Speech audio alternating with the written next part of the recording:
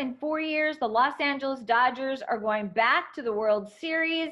And what a season it has been to get here. Hello, and thanks for joining us today on Playing the Field. I'm Maria Serrao, joined by the baseball pro of all time, all the way from the East Coast, Mr. Doug Hughes. Doug, did you ever think we were going to see a World Series this year? I did not. And before the show, I was telling you, I pretty much everything I predicted about this season, whether we'd have it or not, who'd be where, the Dodgers' latest series was wrong. So thanks for having me. You may regret this decision, but thanks for having me. Yes, a surprise all around. To be honest, I think that everybody was kind of, on the fence about it with COVID and the 60-game season. There were so many variables that nobody really knew what was going to happen. So I don't think that you're alone. Everybody that I've talked to has kind of said the same thing. But what's even more exciting right now is it is the Dodgers that are there in the end. It's, again, the third time in 4 years. And, everybody here, of course, is all excited because is this going to be the year that they end that 32-year drought? We're certainly hoping so. Well, it's funny. They've been there 3 times out of the last 4 years, and the Astros stole 2017 from them. But I was thinking back about that. There's been a lot of talk about how long the drought has been. Yeah. 1988, I was in Los Angeles in 1988. I was at Game 1. I watched Kirk Gibson's home run.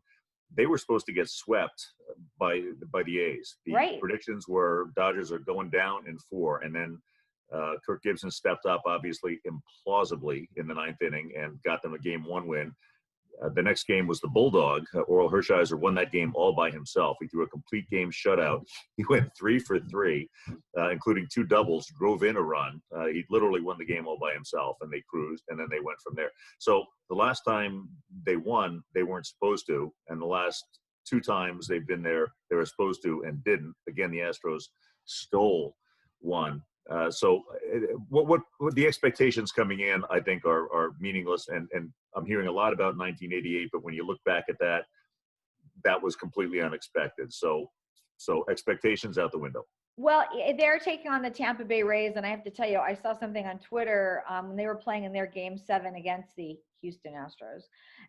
And, of course, everybody was tweeting many things about Houston, and one guy said, do you think anybody except for the Houston Astros are rooting for themselves today? Because listen, that was a very, very tough World Series to lose. To find out they cheated on top of it was not really something you're going to get over in a hurry.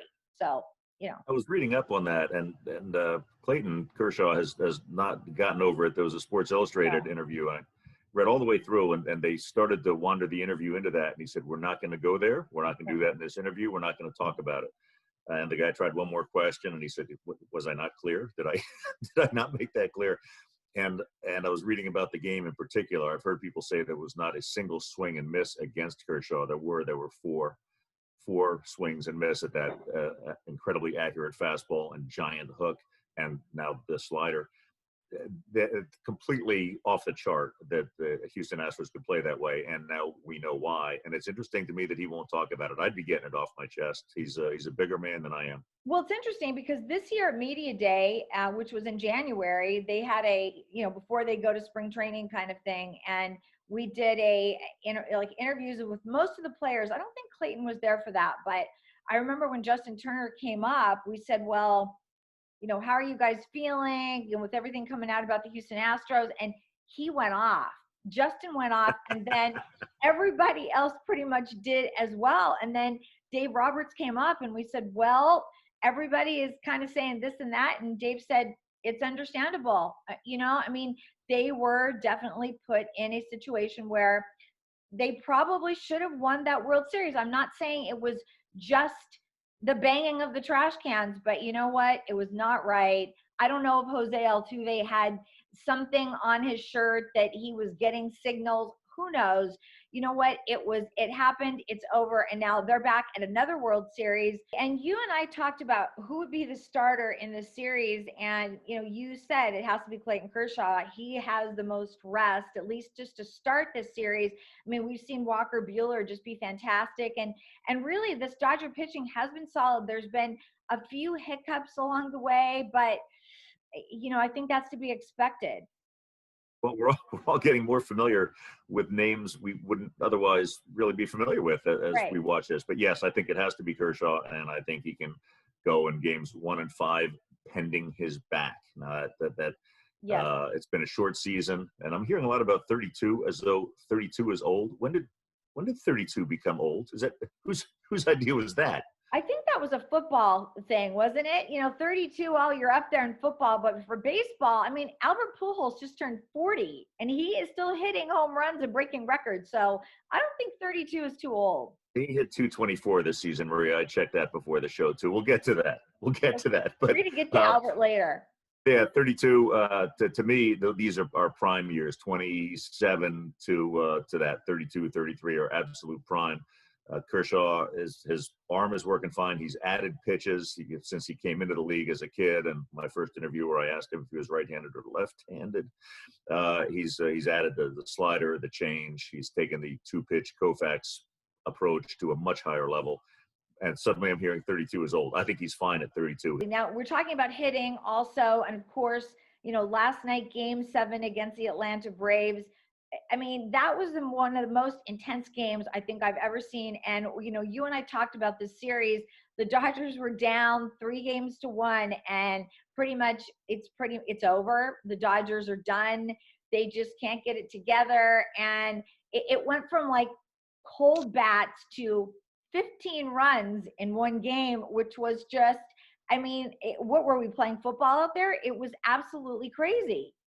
Hitting is contagious and it's fun. I've been in games like that, nothing since high school, but when you get the bats going, it's just party time. And one guy after another is hitting. You get back-to-back home runs. Next guy wants to get up and he's swinging first pitch when he should be taking. It completely gets going. It fires up the whole dugout. The only thing you have to be careful of is not to over celebrate and Right. upset anyone. An ALCS, NLCS World Series is not the place to hit someone. If you are celebrating the way the Dodgers were celebrating their regular season, the sixth batter of that inning is getting hit, and just to settle people down, get them back off the plate. Instead, everyone was just fired up, and it was contagious. Everyone was swinging beautifully. They believed they could do it. And the poor Braves, this is weird. I felt bad for them. I've gotten to like Freddie Freeman, their first baseman. He has a beautiful swing. He's a competitor, nice guy. Everyone likes him. And they kept showing Freddie's face for some reason. I thought, oh, Freddie, I'm sorry. Sorry this is happening to you and your friends. I know. But it was they were on fire. Pitching is not contagious. Hitting is. Isn't that interesting? You're right. I mean, hitting is very contagious. Pitching is very solitary, however that pitcher is doing at that moment. I don't know if pitchers can fire up another pitcher. I think it's a very singular kind of a thing that they have to kind of go in themselves. I mean, talking about Kenley Janssen, who's been the closer for the Dodgers for many, many years, and he had a few hiccups. Again, I think people are trying to say he's old. But the last 2 games, he didn't have to pitch last night because Urias came in and he just closed it out. But the 2 nights before, Kenley did come in and he was fantastic, shut the door, and the Dodgers got the win.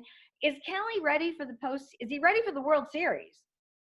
Yeah, and the hiccups, I was trying to think of an analogy to exaggerate hiccups.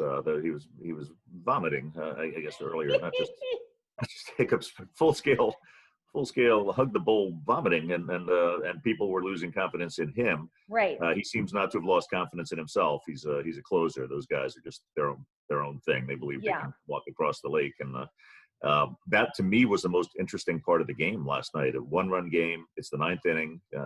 What do? Do you go with your pitcher who's still hot, Urias, or do you follow the pattern? And I was thinking it's like the Kevin Costner movie Draft Day, where he's written down ahead of time, Vontae Mack, no matter what. I think a manager would have to put in his hat. These guys are always taking off their hat, and who knows what they have in there. But they'll never tell you. They'll never tell.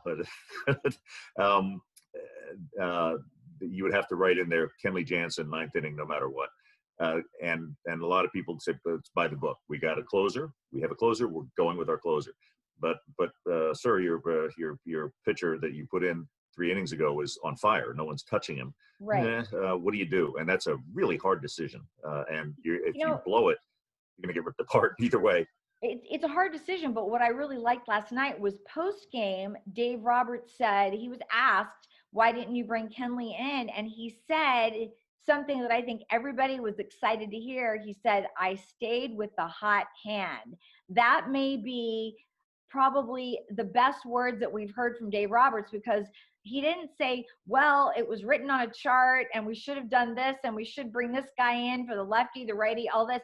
He went with his gut. He went with the hot hand. And I think that that is what the Dodgers have been missing the last few years, honestly, is that they need to stay with somebody who is working. We've seen it time and time again where a pitcher is just going crazy good, and then he gets pulled out because it's a matchup problem. And he didn't do that last night. Yeah, I know you're not a fan of these strict metrics, and the Dodgers are. And I like the metrics approach to a point. To a point. To a point, absolutely to a point. And Yes. this was Dave Roberts. They were talking about firing him a week ago. Boy, he can't get the Dodgers to the World Series. He's got them near the finish line, but not to it.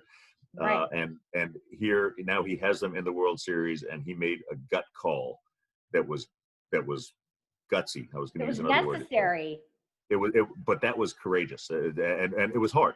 Not all those things turn out so well. You and I both know Grady Little. We've hung out with Grady. We did a golf tournament with him. The only reason we know Grady Little is because he left Pedro in too long in Boston. Right. He had the hot hand. My pitcher's going good. It's always the same. And he got shelled. And Pedro, you can tell by Pedro's body language that he was done in that game. I forget which. Pitchers are never going to tell you they want to come out unless they are falling down and they're like in a million pieces all over the mound. They're never going to tell you that. My arm is broken, sir. It's at a funny but angle. I can throw. Yeah, I'll go lefty. Yeah, I'm good. Just leave me in. I remember Kobe trying to play in a Lakers game once. He'd injured his right shoulder, and he wasn't telling it. And when he came down, and he shot left-handed and just throws a brick off the glass. I'm like, Kobe, what are you doing? He's like, I'm sorry, I can't move my right arm. I should have said something, I guess. And pitchers hate to come out. Boy, think how much fun that is. You're on the mound in an NLCS, and then I was going to say the crowd's going crazy. I've been sucked in by this fake crowd noise. I don't know what your position is on that, but fake crowd noise. You know what? Are you noticing that? Do you notice the fact that there are no crowds there? Although in Texas, they are allowed to sell some seats. So for the first time, we're actually seeing people in the stands. But have you noticed it over the last couple of months? I have, and I liked it. The early games were quiet, and we did a show with Jerry where we talked about this. I said I don't care about the crowd. I'm here to watch baseball. I was wrong. I missed the crowd. I missed the crowd noise, the energy, the excitement, all of it. I thought the fake cardboard people were a really nice touch, and now mixing people in with the fake ones, it's like the Hollywood trick of if you have a snake pit, you put in 30 fake snakes and 3 live ones, and it looks like they're all alive. I feel like I'm hearing a little noise. I'm seeing people moving. I feel like there's a crowd there. I missed the crowd, but the fake crowd noise, they have not. You're a technical person. I am a little. The audio mix they don't have down, and the crowd. It's drowning out the announcers sometimes. I'm so happy to see Dodger fans, especially back in the stands. I know that there have been a few people that drove to Texas just so they could be at the series. So, very lucky people to be able to do that. That's for sure. All right. Now today, Doug, is media day before the series starts tomorrow. So here is what the players are saying about going back to the big dance. We got together back at the hotel last night in one of our big open outdoor spaces that we're allowed to meet in, and a lot of guys were talking baseball and talking about the series that we just went through, and different situations and different plays that came up. So although I think we were trying to celebrate it a little bit, everyone's mind just went straight back to baseball. I guess, when you're on this road to win a World Series, you got to beat the best to be the best. And, that's what this World Series is going to be about. It's like you said, the 2 best records going at it, and should be a good series. Hey, Clayton, thanks for taking the time. Usually during a season, we would be in the locker room. We'd kind of get a feel for it. Obviously, this year we couldn't. What was that feeling like in your locker room this season, these last couple of months? Um, I would say somewhat normal. Obviously it took a little getting used to as far as the different protocols and things like that. And, obviously having no fans was tough for the whole year. And honestly, the season kind of felt a little bit like a grind at times just because it was, I think some guys thought the monotony of it, not having fans and things like that made it a little bit more difficult to get up for games, which is probably true. But, now that that's all over and the postseason started and the World Series is about to start, I think it's been a really exciting time for us as a team, and it's been really special for us as well. Well, we showed a lot of emotion. It's mentally exhausting, that series. But I think it just shows you why we're here. We need to win a World Series, and I think we're all dedicated to it for sure. I think we just pointed out things that we did well, some things that we work on, just little things that each and every one of us have learned about the game. I mean, there's you can always learn from baseball, and I think it definitely showed that we're here to win, man. And just in those conversations yesterday is just you can tell. I'm just happy to be a part of it. We're just more well-rounded, deeper. We had really good teams in the past, but this team's been around for a little longer. The core's been around a little longer, and just having those extra years, being more comfortable with everybody and knowing where people are going to be at all times and expect things out of people because you've seen it in the past. It just makes us all that much better. You got to do your homework on everybody. You never know when you're going to face somebody. So it's pretty much just like facing a team for the first time again. You gotta study all the relievers, you study all the starters, you see which matchup you might see more and going a little more in depth on those guys. But for the most part, you're just doing your homework again. And Doug, we have to talk about, of course, the MVP of the series. That would be Corey Seager. I couldn't be happier for this guy. He has been injured. It seems like one thing after another. This is the Corey Seager that the Dodgers were hoping to get in a shortstop, and boy, do we have him now. What has he done for us lately, Maria? Exactly. What was he hitting? 400 in this series? Just about 375, and he's got. Let's see. We just talked about this. We need a shortstop. You need 380 or better, Maria. He's just 375. I mean, how are the Dodgers going to pull this off? He's this close. So I think close. It's very close. He's got 21 home runs total from regular season and postseason, and he's already broken a record for the postseason. So I think he's earned that MVP title. He more than earned it, and he is just playing fabulous baseball on both sides. His swing is beautiful. He's making contact with everything. He's hitting with power. Defensively, he's missing nothing. He's reaching balls that other guys don't get to. There was the play where there was the rundown between what the Turner started it and finished it. Yeah. But if you look at what happened in the background of that play, it was Seeger looping around, just textbook. A lot of guys blow that play. People get excited in a rundown. Major leaguers blow that play. He circled around and made the put out at third on a tag that the Braves appealed. But little things, big things, hitting for contact, hitting for power. Corey Seager is on fire. Do not get near him. Don't touch him. Don't interrupt whatever he's doing. Walk by quietly. Keep your eyes down. Keep the beast on track. Another guy we didn't talk about yet who has fit in seamlessly. I wasn't sure he was going to, but I said he is a Dodger. I've been tweeting this out, and that is Mookie Betts. Wasn't sure from coming over from Boston how that was, kind of going to work out for the Dodgers. But since this guy has gotten here, he has just, they have just combined as one. And that catch the other night that he made, unbelievable. Which one? Exactly. He is doing everything. He's stealing home runs. He is sparking the offense. Despite the fact that Corey Seager is the MVP and very deservedly so. Where's the energy coming from on this ball club? Mookie. And he came in with a great attitude. There was the COVID had everything off the rails. did he sign an extension during that? He did a big one. The Dodgers locked him up for like 100 years now, so he's there forever. 200. He should be 200. Who only signed him to 100? Lazy GM. I know, right? It's true. He's doing everything.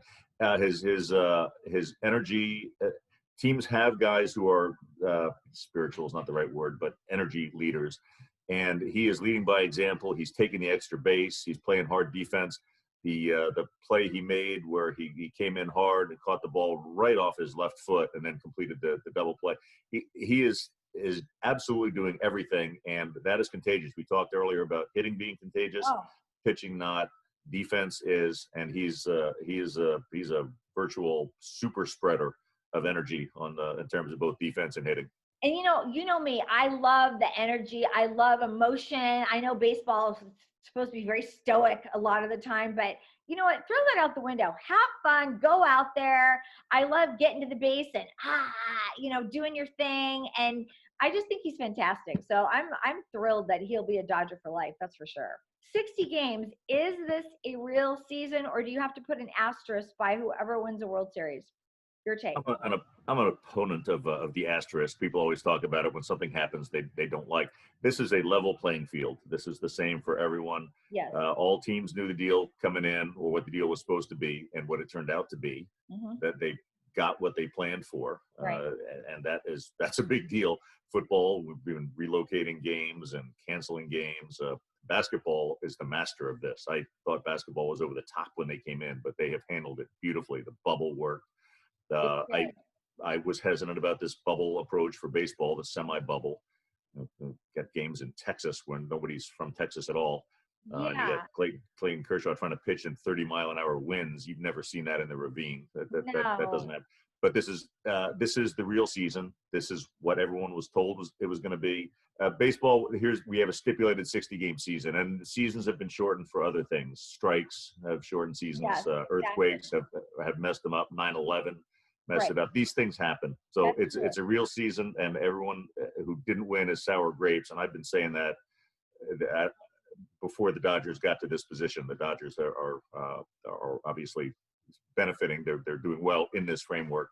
Hopefully they wouldn't be complaining. I think it's beneath people to complain when you don't do as well as you hoped in the rules that were given to you. And this is a real season.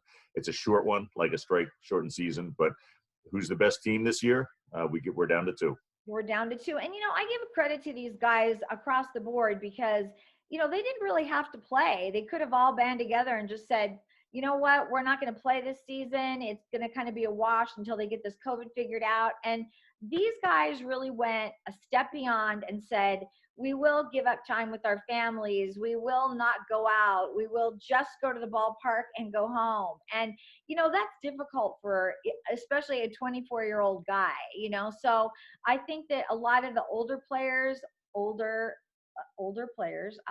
32, that 32 cutoff we were talking about. 32 thing, Children still in diapers. I know, and I don't consider Mike Trout old by any stretch of the imagination, but I think some of the veteran players really kind of buckled down and said to their teammates, look, I'm willing to do this, but you guys all have to be on board. And we did see some of the teams stumble and have some issues because the guys went out, but I think for the most part, they all did a really good job with it. And like you said, the NBA probably did the best job, but theirs was different because they could be in one location where in baseball, it was a little bit tougher. And now we kind of have the semi-bubble. And I love, I told you that Justin Turner and his wife, Courtney, have Holding Court, which is their podcast, and they did one on something called Bub Life, like living in the bubble. It's making the best of a messy situation. Top sports fans. And speaking of the NBA for a minute, we have to address the Los Angeles Lakers. Congratulations, it was spectacular. They won the finals. They are the champions. And the one downside for the city of Los Angeles is we are in such a lockdown here because we are so big, and that's kind of just the way it is right now. But the city couldn't really, or they didn't come up with, they couldn't do a parade. They can't do where thousands and thousands of people are going to converge, and kind of happened anyway in downtown. It's not a good situation with COVID. So I hope that the Dodgers, if the Dodgers or when the Dodgers win this World Series, the Dodgers are doing something interesting right now. They're doing in the car viewing parties at Dodger Stadium. So for an X amount of dollars, you drive up to Dodger Stadium. There's a big screen, and you get to watch the Dodger playoff game. So they're going to do the same thing for the World Series. I am hoping that the city of Los Angeles can put together some kind of maybe a drive-through event when they win the World Series so that people can participate from their cars. What do you think about that? A drive-through, Maria, they always mess up your order. You'll get there and you go, no, I ordered a Dodgers win. You just gave me a 10-0 blowout. What? Yes, I think these are fun. They did it here when the Nationals won the outside Washington D.C. here. When the Nationals won the World Series, they when they were for road games, they opened up the stadium. They let people in. Yeah. And it was party time. But this was pre-COVID, so I think it's a great idea. I am learning to do. We are all doing it. More and more workarounds. The things that we miss. Yeah. I'm in on that. I'm on a little bit fun. So yeah, I'm with you. If the Dodgers can do anything and do it safely, always the mess. But yeah, whatever people want to try. That people are trying more and more stuff in more different settings, and I think it's working. I think it's picking us up. Yeah. Here's the thing: the problem is that the Lakers had been 10-year drought. Okay, it's been 32 years for the Dodgers, and you just don't want to see an entire city go completely crazy, and then it puts us back with COVID, another month or whatever, and kids have to get back to school, people have to get back to work. So really, we just want people to be safe, wear your mask, and don't converge on downtown Los Angeles with 1 million people, because that's just not going to be the right thing to do. I think that if they can set up some kind of a drive-through event with the Dodgers, I really hope they do that, because otherwise it's, 32 years is a long time. People are very excited, but you got to do this right. It's funny. I keep hearing about that. We talked about it earlier, the 32-year thing, 1988. My memory of being in Dodger Stadium, Chavez Ravine, for that Game 1, 1988 game is so clear. It is so vivid. It is the single most dramatic eruption of human emotion I have ever seen. Really? When that ball cleared the fence, it was crazy. The place went nuts. I had trouble getting a high 10. We did high 10s back in those days. I turned to now you're dating yourself. Yeah. Welcome to my life. I turned to my brother-in-law, who I was at the game with, and he was not familiar with that. I turned to the guy behind me, and he was distracted. He was yelling, and I was like, "Oh heck!" I had nobody to. A guy came running down the aisle from like five, and he goes, "Hey, buddy," and he had his hands up, and we 10. That is such a clear memory. It seems recent to me. Every time I hear 32 years, I'm like, "Ooh, where did all those go?" Where did that time go? It doesn't seem that long ago, but it has been a while, and this team is better than that. They deserve better. They've been there now 3 out of the last 4 years. They have an incredible amount of talent that they've spent a lot of money to get and worked hard. So they deserve a little better, and no one keeps score and no one keeps track of this in a karma sense, but they're due. All right, Doug, thanks so much for jumping on today. And remember, you can watch Playing the Field 24/7 at playingthefieldtv.com. So jump on anytime. And Doug, the next show will be about the Dodgers winning the World Series. I'm excited. Crossing those fingers and talking about Playing the Field being 24/7. That is how I watch it, Maria. I watch your show 24/7. It's all I do here. I sit in front of the fire and I watch your show 24/7. Yeah, hopefully the Dodgers will keep their incredible momentum going. I don't see the hitting stopping. Nope. I'm concerned about the pitching, but Tampa Bay's got the same problem. You saw the Braves run into it. So Fingers crossed. Unusual postseason where hitting is the king. The Dodgers are hitting, so they are well positioned. And let's keep the positive energy. I love that. All right. Thank you guys so much for watching. I'm Maria Serrao for Doug Hughes, and we'll see you next time.